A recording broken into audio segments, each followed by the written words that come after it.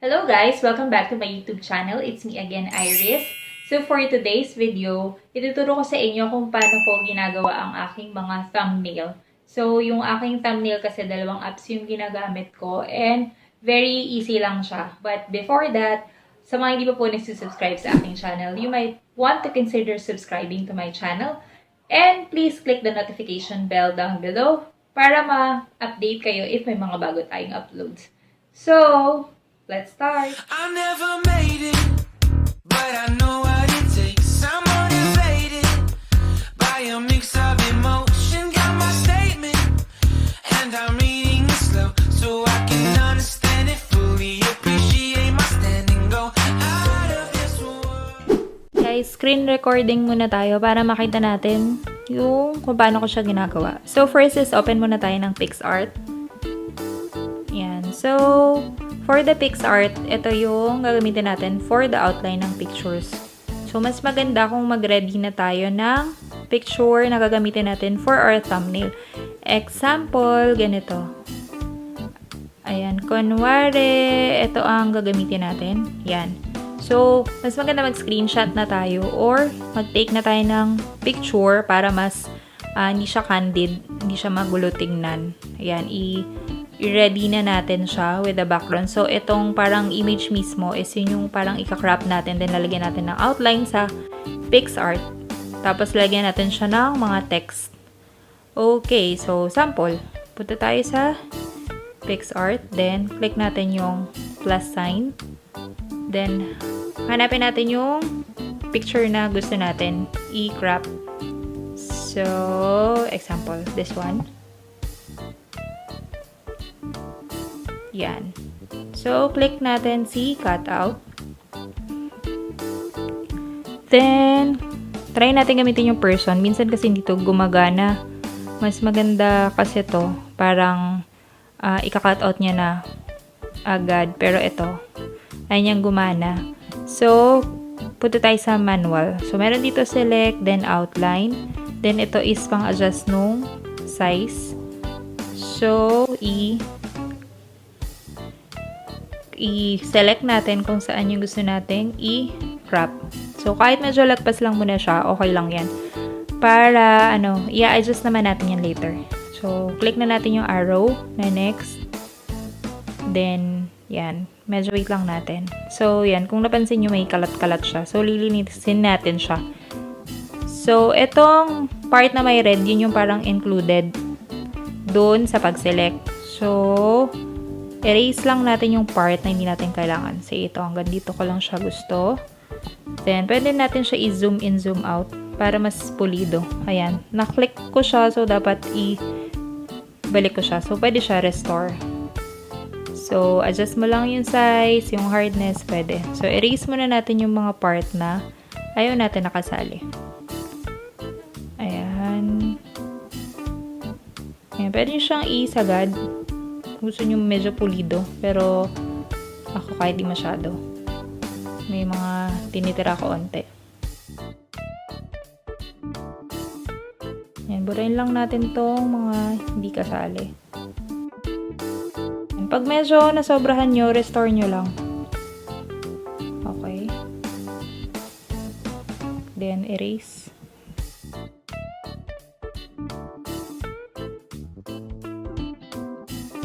Yan. After nyan, click natin si save. So, yan na yun. Yan na yung parang na-select natin. Then, after that, punta tayo kay border. By the way, guys, I'm using an Android phone.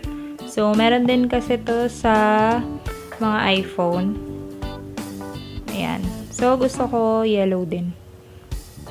Pwede kayong mamili ng iba't ibang colors dito. Then, pwede nyo i-adjust yung thickness. Pero, ako, dito lang ako sa 45 para hindi masyado makapal. Tapos, try na lang din natin tong yellow. Yan. Then, check mo na siya. Then, save. Ayan. Save. So, save mo lang siya sa phone mo. Okay. Tapos, makakarating na siya dito.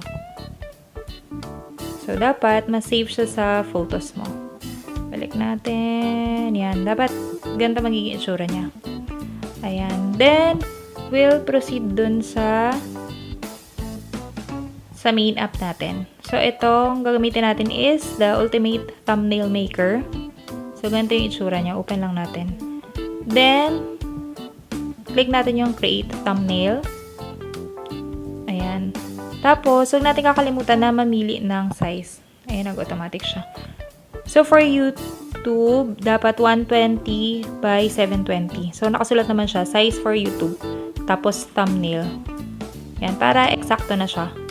Then, ayan, nakasulat na. Size 120 by 720. Tapos, ito, pwede ka kasing mamili ng iba't ibang custom na background. Pero ako kasi, gusto ko, yung image kanina, yun na rin yung background. Tapos, parang ipapatong ko na lang. So, hanapin natin yung original image niya kanina. Asan yun? Ito. Yan. So, adjust lang natin siya. Pwede mo siyang zoom in, zoom out.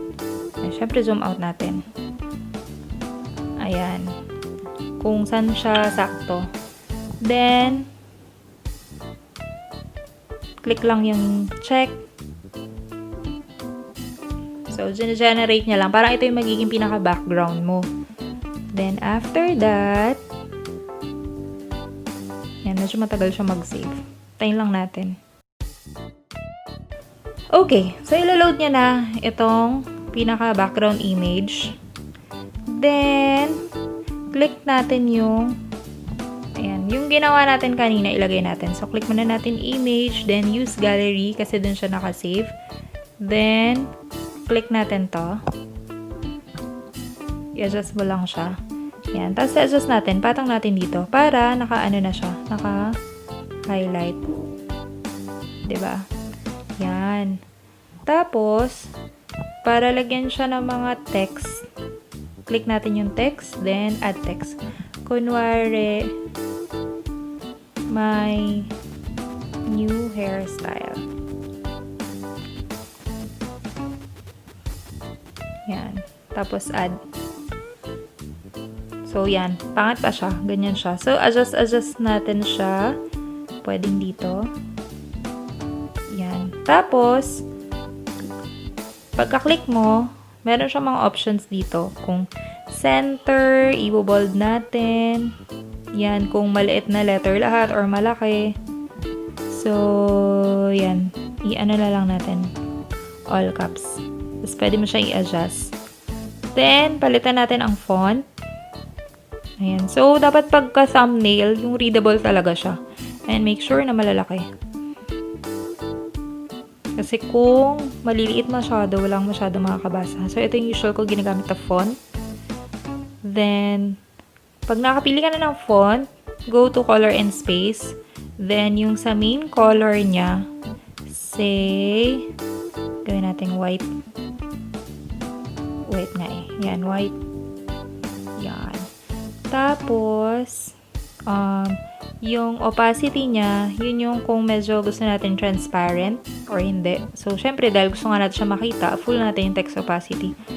If gusto mo yung may mga shadow effect, so, click ka lang ng shadow color. Say black. Tapos, yung opacity, kung gusto mo, kung gaano siya gusto mo na makikita or hindi.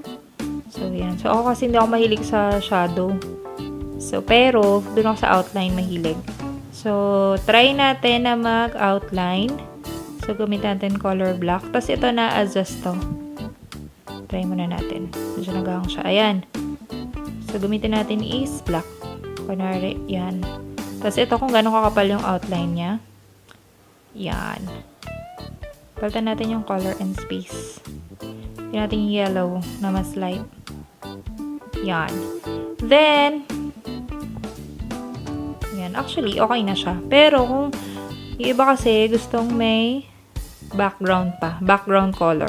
So, pangat naman kasi kung ganyan, 'di ba? Pero ikaw, kung ganyan yung style mo. Pero, kunwari, ito ang gusto ko, white lang. Tapos, medyo ilalight ko siya. Ito yung opacity kung gano'n mo siya gustong ka kita or kung gusto mo medyo transparent, adjust mo. Ayan. Kunwari, ganyan. Tapos, i-adjust mo lang yung sizing niya. Ayan. Ayan, kunwari gusto ko ganyan.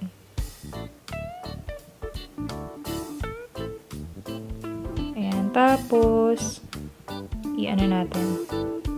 Controls. Gusto ko medyo naka-left or center lang. Tignan natin onte. Kasi overpower niya yung picture. Yan. Tapos, kunwari, may mga gusto kang ilagay dito na stickers. Pwede naman. Lagyan mo siya ng sticker. Kunwari, may gusto kang ayan. Yung mga uso dati. Lagyan mo ng subscribe.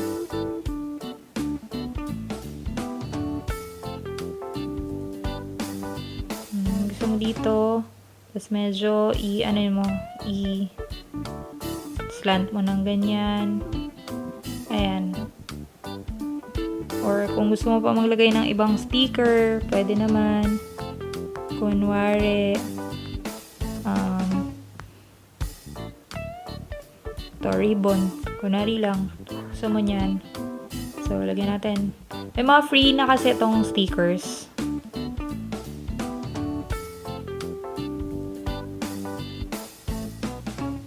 So, lagyan ng ribbon yung ulo mo. Ayan. Nawala siya. Ayan. Pag ganyan pala na nagpatong-patong siya, move mo lang ulit. Tapos, click mo lang siya para mapunta siya sa ibabaw. Yan. Kasi kung ano yung last mong kinlik, yun yung nasa ibabaw. Just lang natin to. Yan. Ayan. So, meron tayong thumbnail. So, sunod natin gagawin is, click mo lang to arrow na may ganyan, download. Then, ayan. Okay na yung thumbnail. Pwede mo siya i-check kung paano siya, pwede mo siya i-check kung anong itsura niya. Yan. May ads ulit siya.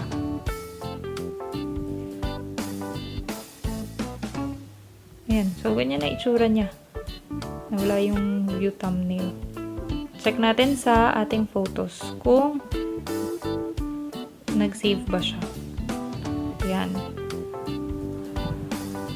Ayan na. So, ayun guys, pinakita ko na sa inyo kung paano ko ginagawa yung aking mga thumbnails, diba? Very easy lang siya.